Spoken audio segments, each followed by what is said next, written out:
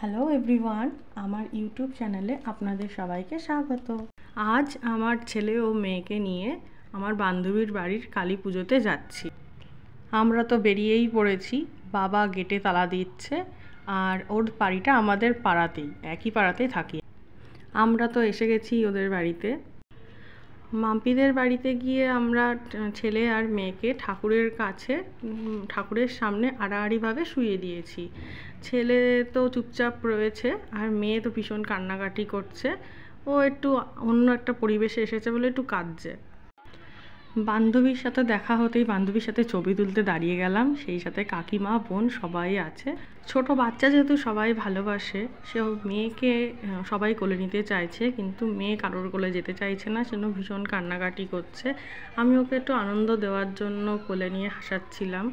মেয়েটা তো যেহেতু আমার কোলে ছিল, আর ছেলে কাঁদছে না বলে ছেলে বৌমনির কাছে ছিল। মেয়েকে নিয়ে আমি আর মাম্পি একসাথে ছবি তুললাম। তানিয়া ছেলেকে কোলে নিয়ে আছে, আর মেয়ে ভয় পেয়ে আবার কাঁদতে শুরু করে দিয়েছে। এত কান্নাকাটি করছিল মেয়ে যে ওকে আর ওখানে রাখা যাচ্ছিল না, সেজন্য ছেলে আর মেয়েকে নিয়ে খুব তাড়াতাড়ি আবার বাড়ি চলে এসেছি। ভিডিওটি দেখার জন্য অসংখ্য ধন্যবাদ। আপনারা ভালো থাকুন, সুস্থ থাকুন।